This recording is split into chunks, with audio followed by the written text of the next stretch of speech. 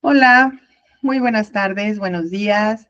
Estoy muy contenta de recibir el día de hoy al profesor gurú Francisco Cervantes, que es uno de los profesores de la Asociación Internacional de Yoga y Yoguismo que conozco desde hace muchísimo tiempo. Fue de los primeros maestros que conocí en el yoga.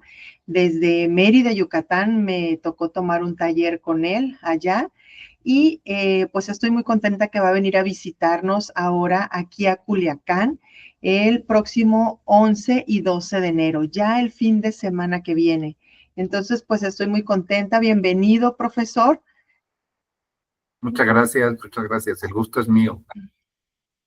Leí en internet, en una entrevista que usted dio, que decía que empezó su afición por el yoga empezó desde que le regalaron un libro de yoga a los 13 años, profesor. Desde los 13 años empezó con todo esto. Bueno, fue algo así como un poco, como dice mi maestro, el maestro Marcelli, mi primer tribuna filosófica fue un grupo de amigos de la secundaria que nos reuníamos a la salida para conversar montones de temas y algunos de esos chicos, sus papás practicaban yoga. Entonces, un día nos prestó a mí y al maestro Eduardo un libro de yoga y ese libro de yoga que se llama Yoga para Todos de Indra Devi. Pues a mí lo que me llamaba la atención eran las fotografías de ver allí cuerpos haciendo formas muy raras, muy extrañas, porque en mi imaginario, cuando ya estaba más chico todavía, inclusive en esa época, la radionovela de Calimán decía que Calimán tenía poderes porque hacía ejercicios de yoga. Entonces, fue una de las motivaciones por las que yo puse atención a ese libro, que fue un préstamo unos meses, después vimos otros 2 libros más por allí, y para el año 72, que salíamos de secundaria, nos inscribimos a practicar yoga por primera vez en un centro de yoga. De eso ya han pasado más de 52 años, y es algo que ya yo como parte de lo que considero mi vida, es la forma de vivirla, que es haciendo yoga. Qué interesante, profesor. O sea, le tocó ser de los primeros alumnos en México, me imagino, o sea, en los 70s. Sí, aunque se sabe que la primera sala de yoga que se abrió fue por ahí del año 61, precisamente mi maestro, el maestro José Marcelli, empezó siendo alumno ahí, acá por el centro de la Ciudad de México, y ya cuando yo comencé, pues apenas habían unas cuantas salas y unos cuantos grupos de practicantes de yoga. Sí fui de los primeros en ese sentido, porque después el boom que ha habido de yoga, más bien tiene que ver con los 2000 para acá, ¿verdad? Unos 25 años. Sí, entonces ha vivido muchísimas etapas, bueno, todas las etapas del yoga, cuando menos aquí en México, y pues la experiencia como alumno y después como profesor. Empezó como alumno y cuando dijo, pues quiero ser maestro. Bueno, en realidad estaba en este centro de yoga, en la colonia Roma, por cierto, que ahí seguimos teniendo nosotros una sala de yoga en la sala Condesa, eh, y era común a veces que algún maestro o maestra no llegaban a dar la clase porque era normal, ¿no? Era, digamos que no era que fuera lo que hacían todos, pero de pronto pasaba. Así que un día alguien me dijo, él ya se sabe todos los ejercicios, que dé la clase, porque no había llegado el maestro, ¿no?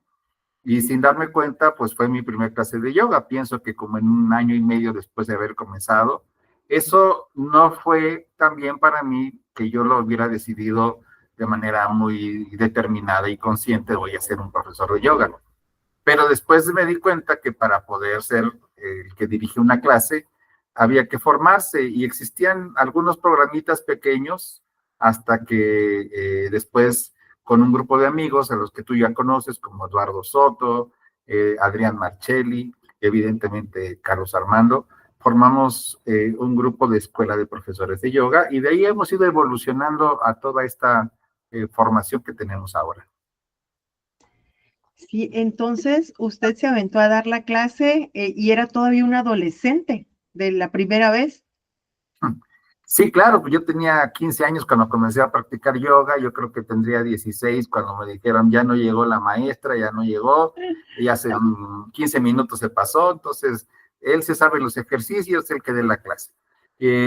Lo interesante de esto es que digamos que la práctica de yoga desde entonces se ha ido extendiendo a muchos distintos ámbitos, ¿verdad? Ahora lo podemos encontrar en gimnasios o lo podemos encontrar en salones específicos, pero en aquel entonces en realidad estaba muy pequeño en algunos grupos que practicaban yoga dentro de la Ciudad de México. Y en ese sentido, pues sí, claro, yo he tenido que transcurrir diferentes etapas, tanto en la formación como en la enseñanza del yoga. Oiga, profesor, le voy a hacer una pregunta al respecto de esa experiencia, porque yo me formé como profesora de yoga, tendría yo unos 36, 37 años cuando empecé a formarme y a mí me costó muchísimo trabajo dar clase, o sea, porque yo quería la experiencia para mí, realmente no sabía si quería ser profesora de yoga, pero me estaba ayudando y me estaba gustando mucho el yoga. Y cuando me dijeron, pues tienes que dar una clase, si no, no te vas a graduar, yo temblaba. O sea, ¿cómo fue eso para un muchachito de 17, 18 años? Usted ya lo traía entonces, a lo mejor yo a los 17 años no me hubiera animado. Lo que pienso es que definitivamente pensé poquito, por eso es que me aventé, porque si no, a lo mejor, igual que tú, lo hubiera pensado demasiado. Yo creo que en realidad las rutinas que nos daban en aquel entonces eran rutinas que se aprendían a los pocos meses, vamos a decirlo, ¿verdad? Entonces, sí, en efecto, yo me sabía ya las rutinas de las clases principiantes, porque iba pues prácticamente 4 o 5 veces a la semana, o sea que mi práctica era muy constante y de cierto modo para mí no fue como un miedo de aventarme a dar la clase de yoga, sino como que se me olvidara algo de la rutina. Ya con el tiempo, cuando ya me invitaron a formar ya parte del grupo de profesores, porque en ese momento fui nada más ahí, pues digamos, un suplente que me pusieron a dar la clase. Entonces sí fue importante para mí empezar a acudir a la escuela que se llamaba Escuela de Profesores de Yoga y más adelante formamos un grupo de personas, muchas, que en aquel entonces formábamos un grupo de amigos grande, en donde empezamos a revisar qué cosas, qué tipo de materias, entre comillas, ¿verdad? Porque pues no son materias al estilo escuela, debería conocer a alguien que dirige una clase de yoga. Entonces, eso nos ha llevado a lo largo de todos estos 50 años a perfeccionar nuestro modelo, como lo que vamos haciendo para formar profesores de yoga.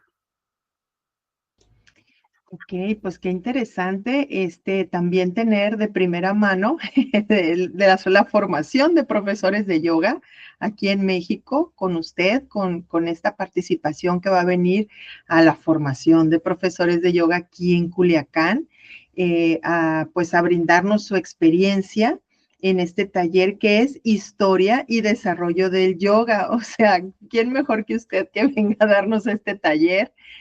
A compartirnos, pues no nada más el librito, ¿no? De dónde salió y eso, sino su experiencia, ¿no? Claro.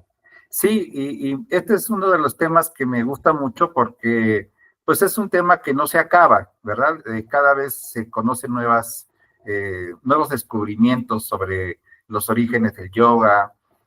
Por ahí yo escuchaba, en el mes pasado, a finales del año, me invitaron a una mesa redonda en Sudamérica, en línea, ¿verdad? Fue una mesa redonda en línea.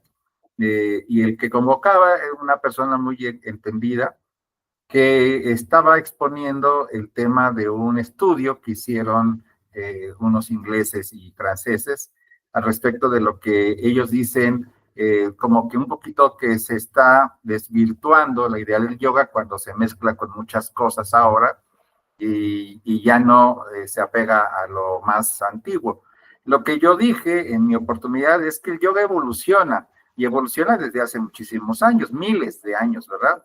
Entonces eso quiere decir que de pronto lo que tenemos ahorita posiblemente sea un paso evolutivo en el que sí hay que distinguir, por ejemplo, cuáles son sus orígenes, sus fuentes y qué cosas no lo son. Y eso me toca a mí darlo con ustedes este próximo fin de semana y va a ser un gran gusto. Sí, para nosotros también. Y una última pregunta antes de pasar un poquito al tema de lo que nos toca en este taller. Usted es gurú, tiene ese grado de gurú. Em, Antes de eso, ¿usted cuándo decidió? Me voy a dedicar al yoga única y exclusivamente, porque no hace otra cosa en este momento, solamente es profesor de yoga. Bueno, yo tengo una vida profesional también, ¿verdad? Pero sí, vamos a decir que mi vida completa la vivo en el yoga, aunque me lleve a cabo otras actividades profesionales, porque soy docente en distintos tipos de grupos, ¿verdad? Desde gubernamentales, privados, etcétera, etcétera. Eh, a ver, un poquito de esa idea. Yo creo que es como cuando vas en la vida creciendo y aprendiendo cosas que de pronto te das cuenta, o por lo menos yo así fue, ¿verdad? Que hay una parte de eso que estoy aprendiendo que lo quiero convertir como en la columna vertebral, ¿verdad? Y lo demás, a partir de ahí, se va a derivar. Entonces, en efecto, mi vida personal es lo que yo le llamo, es una vida de yoga, porque para mí el yoga no es una práctica sobre un mat, un tapete, ¿verdad? Sino son formas de vida, hábitos de vida, postulaciones y principios que llevo a cabo. Eso me ha llevado a la pregunta que haces al inicio, ¿verdad? Eh, a tener que optar por lo que en algún momento se me ofreció, de dar el paso para un día ser gurú, ¿verdad? Fueron muchos, muchos años, décadas de alguna forma, ¿verdad? De conocer gurús, algunos de ellos para mí muy importantes, por lo menos dos me marcaron mi vida, y yo les vi para mí una especie, digamos, de orientación, ¿no? Cómo son ellos en su propia vida, cómo lo fueron. Entonces, inspirado por eso, el día que a mí me lo ofrecieron, pues dije, bueno, es como estar formado en una cola de tortillas, una fila para pedir tortillas, y que cuando llegas con la chica que te va a vender las tortillas, no sepas qué vas a comprar, ¿verdad? Entonces yo estaba formado con toda la conciencia y sí, claro, lo acepté, teniendo como principio lo que decía mi maestro José Marcelli, de que pues un gurú no es más que alguien que se está adelantando en el camino y va compartiendo eso que va adelantando. Y eso que comparte, de alguna manera también a él se lo compartieron. Eso es por lo cual la palabra gurú eh, viene de dos vocablos que significa aquel que hace que las tinieblas se aparten, que se disipen, ¿verdad? O sea que digamos que cuando tenemos problemas de entender qué estamos haciendo en este mundo y por qué andamos con tantas cosas raras y esto que a veces es como alarmista, ¿verdad? Si ya se va a acabar o no se va a acabar, pues siempre habrá alguien que tiene como una especie de lamparita y esa lamparita si la comparte, esa luz si la comparte, pues se convierte entonces en un transmisor y eso sería el papel de un gurú, transmitir su experiencia para que otros también hablen de su experiencia más adelante a otras más personas. Decía mi maestro, todos somos maestros, pero porque también todos somos discípulos y yo creo en eso. Ay, pues yo estoy muy contenta de que vaya a venir acá a Culiacán a compartir con este grupo de profesores que, bueno, que están estudiando para profesores de yoga y que nos regale su experiencia, que nos la comparta. Y pues hay personas, alumnos que no están estudiando para profesores de yoga, pero me dicen, quisiera ir al taller, me interesa el tema. Entonces, estamos abriendo también esa posibilidad de que venga gente que quiere profundizar nada más y pues tener la oportunidad también de conocer, ¿verdad? Un poquito más del yoga, de la práctica que hacen, que así como usted dice, somos alumnos eternos los que ya damos clase y pues que nos venga a disipar de las tinieblas un poco aquí en la historia del yoga. Le voy a leer un poquito acerca del taller que nos va a dar. Historia y desarrollo del yoga, Darsana del yoguismo, la aparición del yoga en el mundo a lo largo de la historia, el primer acercamiento al yoga en la India, el yoga clásico, los yoga sutras de Patanjali, el método de la Ashtanga, el eje sustantivo del yoga clásico, Abhyasa y Vairagya, la ética del profesor de yoga, que es muy importante, introducción a los mudras. Ay, los mudras me encantan. Y sé que usted sabe varias técnicas por ahí que nos va a compartir. Y pues bueno, repasos y grupos preliminares, etcétera, que vamos a tener ahí con usted. En este caso, esto del Darsana del yoguismo es un poco de la historia también. Sí, y tiene que ver con el hecho de que hablar de la historia, como yo decía hace rato, pues es algo que no está terminado porque siempre hay nuevas investigaciones. Eh, Existen evidencias arqueológicas, por ejemplo, pequeñas figuritas o grabados o sellos muy antiguos en donde aparecen figuras de personajes en posturas de yoga, ¿verdad? Eso fue uno de mis temas en la mesa redonda del fin de año, porque el chico que manejaba la mesa decía que en este estudio que hicieron en Europa, hablan de que las asanas no eran tan importantes en el yoga eh, hasta que se puso más de moda para Occidente.